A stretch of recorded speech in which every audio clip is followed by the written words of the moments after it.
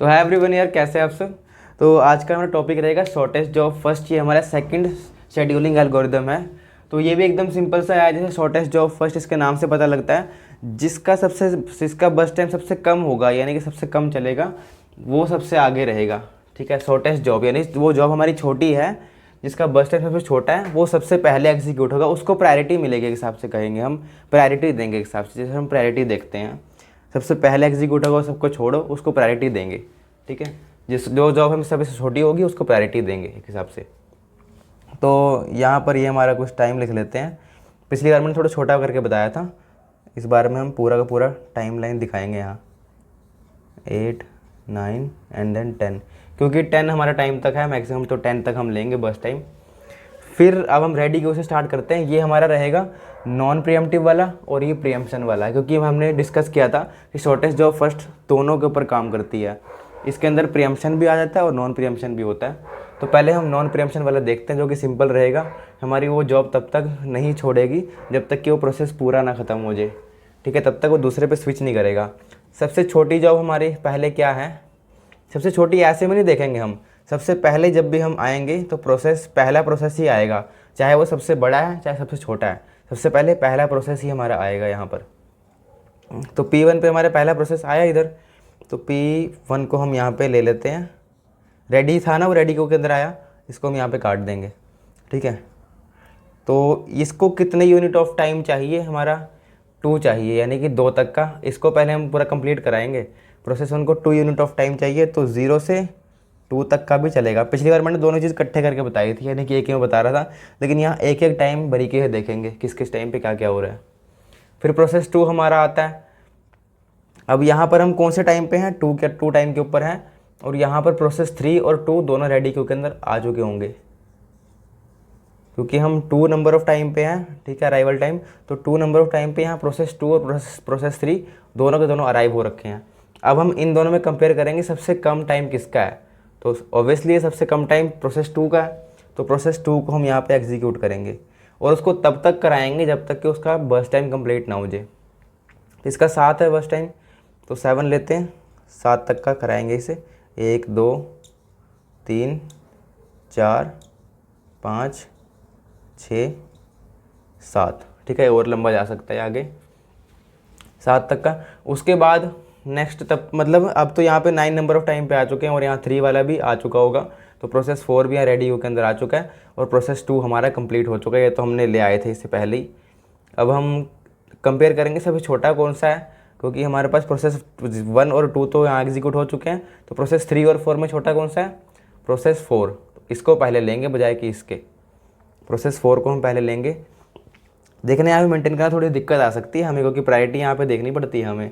इसलिए जब भी हम इसे प्रोग्रामिंग के थ्रू मेंटेन करेंगे ना, तो यहाँ पर प्रायोरिटी क्यू से हम हमेशा करेंगे मेंटेन। प्रायोरिटी क्यू होती है, क्योंकि इससे नहीं करेंगे कि हम फर्स्ट इन वो सब, उसे हम प्रायोरिटी के हिसाब से यहाँ पे हैंडल करेंगे पहले ही। ये कब तक रन करेगा, प्रोसेस 10 मतलब 10 नंबर तक करेगा। तो प्रोसेस हमारा 4 हमारा रन करेगा, 5 तक का रन करेगा। तो प्रोसेस 10 यहाँ पर है, इसको कहाँ तक का ले जाते हैं, 9 5 14। ठीक है, इतना लंबा बनाने की ज़रूरत नहीं है, इसको 14 तक का ले चलते हैं यहाँ पर। उसके बाद प्रोसेस हमारा जब ये ख़त्म हो चुका प्रोसेस 4, फिर एक ही बचा प्रोसेस 3। प्रोसेस 3 कब तक का रन करेगा, 10 नंबर्स और, तो यहाँ पर 14 था, 24 और ले लेते हैं। तो इस हिसाब से एग्जीक्यूट होगा। इसको चाहे मैं एक ही में रख दूँ, कोई चक्कर नहीं पड़ता। थोड़ा सा खुला करने के लिए बताया, लेकिन काफ़ी लंबा चला जाएगा, इस करके करा नहीं, इतने में मैंने छोड़ दिया। तो अब यहाँ पे देखते हैं इसे कंप्लीशन टाइम। प्रोसेस 1 हमारा कब कंप्लीट हुआ, यहाँ 2 नंबर पे कंप्लीट हुआ। एंड देन प्रोसेस 2 कब कंप्लीट हुआ, 1 2 यहाँ तक। लास्ट हमारा कहाँ तक है, यहाँ तक है, तो 9 पे कंप्लीट हुआ। प्रोसेस 3 हमारे कब कंप्लीट हुआ, लास्ट में 24 पे। एंड प्रोसेस 4 कहाँ पे कंप्लीट हुआ, 14 पे। उसके बाद आया था TAT, ये टर्न अराउंड टाइम आता है हमारा। टर्न अराउंड टाइम इसके अंदर क्या रहेगा, जैसे टर्न अराउंड टाइम हम लेते हैं completion time minus arrival time. Turn around time completion time minus arrival time, तो 2 - 0 2, 9 - 1 8, 24 - 2 22, एंड देन 14 - 3 11। तो ये हमारा टर्न अराउंड टाइम हो गया। उसके बाद वेटिंग टाइम कैसे निकालते थे, turn around time minus burst time. तो इसमें से इसको माइनस करेंगे, 2 - 2 0, 8 - 7 1, 22 - 10 कितने होंगे, ये 12, 11 - 5 6। ये हमारे वेटिंग टाइम निकल चुका है। ऐसे ही इसका एवरेज वेटिंग टाइम निकालना तो वहाँ निकाल सकते हैं। उसके बाद जो भी हमारा रिस्पॉन्स टाइम है, रिस्पॉन्स टाइम कैसे निकालते हैं हम, कि हमारे प्रोसेस को कब स्टार्ट हुआ और कब उसको अराइवल, मतलब कब अराइव हुआ था और कब उसे पहली बार CPU मिला। तो हमारा प्रोसेस कब अराइव हुआ था, पहले वाला 0, और इसको CPU कब मिला, 0, 0 - 0 0 रहेगा। और प्रोसेस 2 के अंदर क्या रहेगा, अराइवल टाइम इसका 1 है। प्रोसेस 2 को पहली बार CPU कब मिला, 2, 2 - 1 1। पहली बार CPU यानी स्टार्ट टाइम इसका, उसको माइनस करेंगे अराइवल टाइम से। फिर आता है हमारा प्रोसेस 3 को देखते हैं। स्टार्ट टाइम क्या है इसका, 14, और अराइवल टाइम क्या है इसका, प्रोसेस 3 का देख रहे हैं ना, हाँ अराइवल टाइम इसका 2 है, तो यहाँ पे 12 रहेगा। उसके बाद प्रोसेस 4 हमारा स्टार्ट टाइम क्या है इसका, 9, अराइवल टाइम क्या है, 3, 9 - 3 6। हाँ, और देखना जैसे मैंने बताया था ना पिछली बार कि नॉन प्रीएम्पशन में क्या होता है, वेटिंग टाइम और ये रिस्पॉन्स टाइम हमेशा सेम आता है। तो नॉन प्रीएम्पशन में यहाँ पे भी देख रहे हो वेटिंग टाइम और रिस्पॉन्स टाइम हमेशा सेम ही आया है। ठीक है, इसके बाद हम देखते हैं इसका प्रीएम्पशन वर्जन, जो कि थोड़ा सा रहता है डरावना सा यार। तो देखते हैं कंप्लीशन टाइम, हम इसका गैंट चार्ट बनाते हैं। थोड़ा सा इसको मैं इरेज कर देता हूँ यार। अब इसके ऊपर आते हैं, इसका कंप्लीशन टाइम वगैरह सब निकालते हैं। तो प्रीएम्पशन वर्जन में देखना क्या होगा, थोड़ा ध्यान से देखना यार इसको, ठीक है। अब ये हमारा प्रोसेस है। सबसे पहले क्या होगा, रेडी क्यू के अंदर प्रोसेस 1 आएगा, चाहे वो छोटा है चाहे बड़ा है जो भी है, क्योंकि हमारा टाइम लाइन 0 के ऊपर है। तो 0 के ऊपर कौन सा प्रोसेस हमारा आ रहा है, प्रोसेस 1। तो प्रोसेस 1 यहाँ पर आया रेडी क्यू के अंदर। यहाँ पे कोई प्रोसेस नहीं है, 0 टाइम लाइन आ चुकी है, तो प्रोसेस 1 को हम एग्जीक्यूट करा देंगे। फिर प्रोसेस 1 हमारा आया। अब यहाँ पर हमें थोड़ा ध्यान से देखना पड़ेगा टाइम लाइन के हिसाब से, क्योंकि हमें प्रोसेस में स्विच करना पड़ेगा उसके टाइम के हिसाब से। अब 0 पे है हमारा प्रोसेस 1 यहाँ रन कर रहा है। अब प्रोसेस 1 हमारा जैसे हम यहाँ 1 के ऊपर पहुँचेंगे तो अराइवल टाइम यहाँ पर 1 आया, जैसे यहाँ 1 के ऊपर पहुँचे। फिर वहाँ पर हमें देखना है कौन सा प्रोसेस अब एग्जीक्यूट होगा, इन दोनों में चेक करना है। क्योंकि यहाँ पर जैसे हम 1 के ऊपर पहुँचे हैं ना, तो प्रोसेस 2 भी है रेडी क्यू के अंदर आ चुका है। फिर इन दोनों में हम कंपैरिजन करेंगे, इन दोनों में कौन सा सबसे छोटा है। सबसे छोटा प्रोसेस 1 ही है, तो उसी को एग्जीक्यूट होने देंगे हम 2 तक का, उसको पूरा एग्जीक्यूट होने देंगे। तो 2 तक का एग्जीक्यूट हो चुका है, कंप्लीट हो चुका है प्रोसेस 1। उसके बाद प्रोसेस 2 हमारा जो आया, हम 2 नंबर के ऊपर पहुंच चुके हैं ना, 2 टाइम लाइन के ऊपर पहुंच चुके हैं। तो यहाँ पर प्रोसेस 3 भी अराइव हो चुका है। ठीक है, दूसरे टाइम के ऊपर पहुंच चुके हैं, यहाँ प्रोसेस 3 भी अराइव हो चुका है। अब यहाँ तीनों में सबसे छोटा कौन सा है, सॉरी ये तो एग्जीक्यूट हो चुका है पूरा। इन दोनों में सबसे छोटा कौन सा है, 10 और 7 में से बस टाइम प्रोसेस 2 का ही है, सिंपल। तो प्रोसेस 2 को हम एग्जीक्यूट कराएंगे। फिर जब 1 नंबर ऑफ टाइम पे जाएंगे प्रोसेस 3 पे, यानी कि 3 टाइम लाइन पे आएंगे, तो 3 के ऊपर आ गया प्रोसेस 4 के ऊपर, तो ये भी हमारे रेडी क्यू के अंदर आ जाएगा। ठीक है, जैसे ही हम 3 टाइम लाइन के ऊपर पहुँचेंगे ना, 2 के बाद 3 एक बार एग्जीक्यूट होगा ये, तो यहाँ पर हमारा प्रोसेस 4 भी आ जाएगा इधर। ठीक है, तो अब हम कंपेयर करेंगे इन तीनों में सबसे छोटा कौन सा है, प्रोसेस 4 छोटा है यार, तो हम इसको प्रायोरिटी देंगे। अब देखना कैसे कॉन्टेक्स्ट स्विच होता है। ठीक है, जैसे हम 3 के ऊपर पहुँचे ना यहाँ पर, तो ये वाला हमारे कॉन्टेक्स्ट स्विच हो गया, क्योंकि ये छोटा था, इसका बर्स्ट टाइम सबसे कम था। तो यहाँ पर हम प्रोसेस 3 को लेकर आएंगे। ठीक है, प्रोसेस 3 हमारा कब तक चलेगा, जब तक कि उस टाइम लाइन पे उससे छोटा कोई प्रोसेस नहीं होता। अब यार हमें साफ साफ दिख रहा है सबसे छोटा प्रोसेस हमारा यहीं पर है, चाहे जितना मर्जी आगे टाइम लाइन ले जो, सबसे छोटा प्रोसेस वहाँ पर यही रहेगा। तो इसको हम पूरा का पूरा एग्जीक्यूट करा देंगे, कितना, 5 यूनिट ऑफ टाइम तक। तो 3 + 5 8। ठीक है, तो प्रोसेस 3 हमारा पूरा एग्जीक्यूट हो चुका है, और यहाँ से हम लेके भी आ गए थे उसे। और प्रोसेस 2 हमारा कितना बचा है यहाँ पर, प्रोसेस 2 हमारा, क्योंकि रेडी क्यू से हमने निकाल लिया है, ये हमारा कितना था, प्रोसेस 2 7 था, 7 यूनिट ऑफ टाइम। उसमें से 1 यूनिट ऑफ टाइम हो चुका है, 1 2 3 4 5 6 7, एक बार रन हो चुका है। तो बाकी 6 बार बचा है ये, क्योंकि सबसे छोटा है ये दोनों हमारे रन हो चुके हैं, सबसे छोटा हमारा यही है। तो यार सिंपल सी बात है, मतलब इससे छोटा हमें कोई प्रोसेस मिलेगा नहीं आगे टाइम लाइन में चलते हुए। तो हम इसको भी पूरा एग्जीक्यूट यहाँ पर करा देंगे। ठीक है, क्योंकि अगर दूसरी तरीके से होता ना, यहाँ पर इससे छोटा भी होता आगे प्रोसेस, थोड़ा लंबा बन जाता है, तो वहाँ पर थोड़ी और कॉम्प्लिकेशन आ सकती थी। ठीक है, इनकी थोड़ी और प्रैक्टिस भी कर लेना, और ऑनलाइन वगैरह देख के इस तरह के सॉल्यूशंस वगैरह मतलब एग्जाम्पल वगैरह देख के उसे सॉल्व करके देखना। प्रोसेस 2 को हम पूरा पूरा रन करा लें क्योंकि उससे छोटा और कोई प्रोसेस हमें मिलने वाला नहीं है। प्रोसेस 2 कितना, अब 6 बार रह रहा था ना, तो 6 बार 8 + 6 14, ठीक है। तो 14 तक मतलब ये रन हुआ हमारा। उसके बाद क्या बचा यार, सिंपल सा प्रोसेस 3 बचा है। प्रोसेस 3 यहाँ पर कितनी बार रन हुआ था हमारा,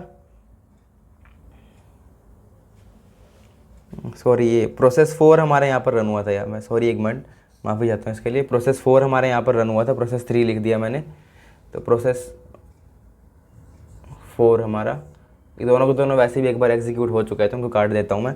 तो यहाँ अब हमारा प्रोसेस 3 आ चुका है। प्रोसेस 3 हमारा कितना बार बचा है, एक भी बार रन नहीं हुआ था हमारा।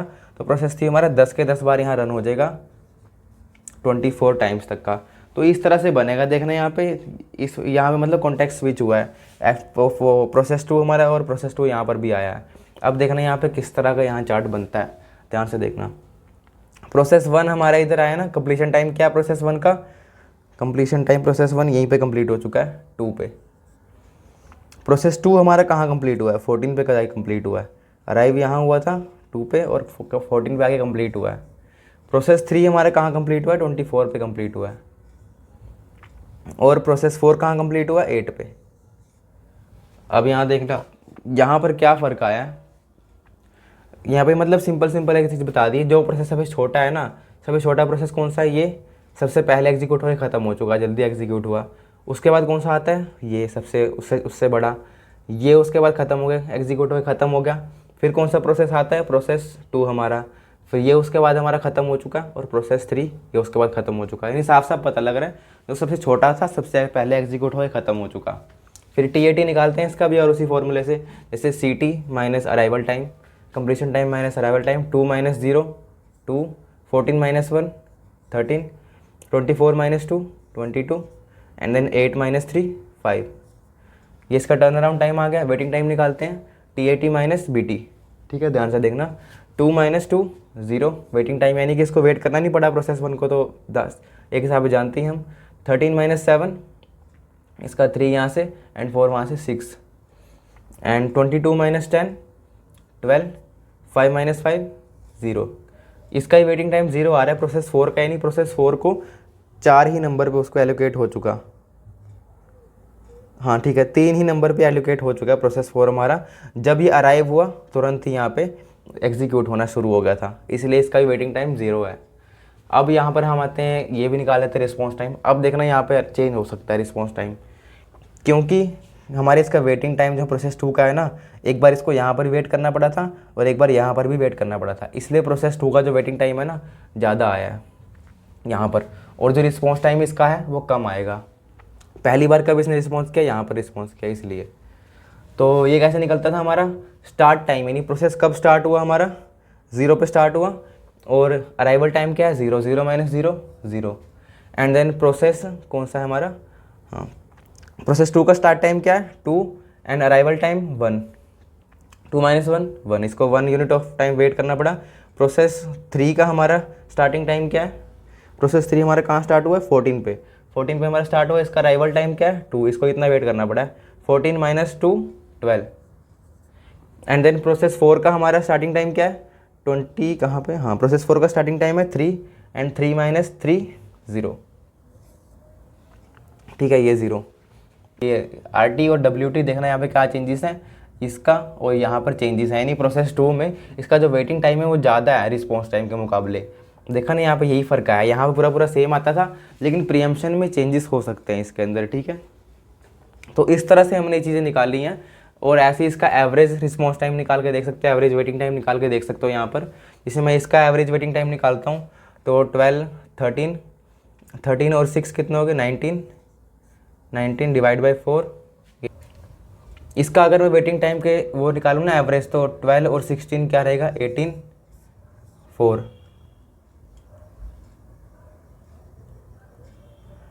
एंड इसका 4 कुछ मतलब कम रहेगा, हिसाब से खुद देख लो, इसका 19 है एंड इसका 18 है, तो इसका कुछ कम रहेगा हमारा वेटिंग टाइम और इसका थोड़ा ज़्यादा रहेगा। तो यानी थोड़ा सा फ़र्क आया इनके ऊपर, लेकिन इसका मतलब ये नहीं कि थोड़ा सा ये बेकार है ये वाला अच्छा है, और मतलब थोड़ा बड़ा डाटा रहता है ना, और तो ज़्यादा फ़र्क इनके अंदर आ सकता है, लेकिन इसका मतलब ये नहीं कि बेकार है ये वाला अच्छा है। तो इसका भी कुछ अपना काम होता है, ठीक है। तो ये उसके ऊपर काम आ जाता है, रियल टाइम सिस्टम के ऊपर, टाइम शेयरिंग के ऊपर काम आता है ये। और ये तो है ही अच्छा, जैसे आपको पता है। तो कुछ ना इसके फ़ायदे नुकसान के बारे में बात करते हैं। इसका जो है हमारा waiting time shortest job first का कम आता है, उसके मुकाबले FCFS के मुकाबले कम आता है। और सबसे ज़्यादा ये एफिशिएंट माना जाता है, SJF जो हमारा शॉर्टेस्ट जॉब फर्स्ट सबसे ज़्यादा एफिशिएंट माना जाता है। और सबसे कम इसका आ सकता है ये भी, रिस्पॉन्स टाइम भी सबसे एफिशिएंट आता है और वेटिंग टाइम भी सबसे एफिशिएंट आता है इस वाले एल्गोरिदम का, ठीक है। दोनों को मिला के कह रहा हूँ मैं, इसका सबसे कम आता है, दोनों को लेके भी कहें तो। और इसका अगर नुकसान के बारे में बात करें तो यार अब देखना, जिसका सबसे बस टाइम ज़्यादा है ना, ये जैसे इसका है 10, तो ये सबसे लास्ट में जाके ख़त्म होगा। उसको बार बार टाला जाएगा। थोड़ा सा प्रोसेस हमने अभी रन किया, थोड़ा सा प्रोसेस बाद में रन करेंगे, थोड़ा सा प्रोसेस बाद में, यानी कि वो तब तक टलता रहेगा जब तक कि उससे छोटा कोई प्रोसेस, उससे बड़े कोई प्रोसेस और होते नहीं हैं वो सारे। यानी कि अगर वो सबसे बड़ा प्रोसेस है ना, तो सबसे लास्ट में ही जाके ख़त्म होगा, चाहे उसकी प्रायोरिटी जो मर्जी हो, चाहे यूज़र चाहता हो कि वो जल्दी ख़त्म हो, लेकिन फिर भी वहाँ पर ये चीज़ सबसे लास्ट में जाके ख़त्म होगी। तो ये इसका नुकसान है यार SJF का, ठीक है। ये शॉर्टेस्ट जॉब फर्स्ट था हमारा। इसके बाद नेक्स्ट भी हम देखेंगे अपना प्रायोरिटी शेड्यूलिंग, वो भी काफ़ी अच्छा रहता है। उसके बारे में भी, उसका भी कुछ काम है, उसके भी कुछ नुकसान होंगे, कुछ फ़ायदे होंगे। सबके अपने अपने फ़ायदे और सबके अपने अपने नुकसान होते हैं यार, ठीक है। तो हमारा काम है मतलब इनको हमने सीखना है, इसके न्यूमेरिकल्स वगैरह देखेंगे जो हमारे एग्जाम में आएंगे वो चीज़ें। और कुछ इन चीज़ों को जो अगर आप नहीं भी मतलब इसको चाहते कि इतना अच्छे से हमें आए भी, या फिर खाली एग्ज़ाम क्रैम करना चाहते हो, फिर भी आपके रियल लाइफ में भी चीज़ें काम आएंगी कि आपने अपने जॉब को किस हिसाब से आप शेड्यूल करोगे, जल्दी से कर पाओगे उन चीज़ों को। अगर आप बिज़नेस कर रहे हो, जॉब वगैरह भी कर रहे हो, तो अपने आप को शेड्यूल करने के लिए भी ये चीज़ें काम आ सकती हैं। ध्यान से देखोगे तो ये सारी चीज़ें, एक तरीका मिल जाता है आपको एक हिसाब से अपना काम करने का। सबसे छोटा काम अगर आप पहले करोगे तो वो चीज़ें जल्दी जल्दी ख़त्म होगी आपकी, ठीक है। तो इसी के साथ इस वीडियो को एंड करते हैं। ये वाला शॉर्टेस्ट जॉब फर्स्ट हमारा कंप्लीट हो चुका है। उसके बाद नेक्स्ट देखेंगे priority scheduling, and then thank you.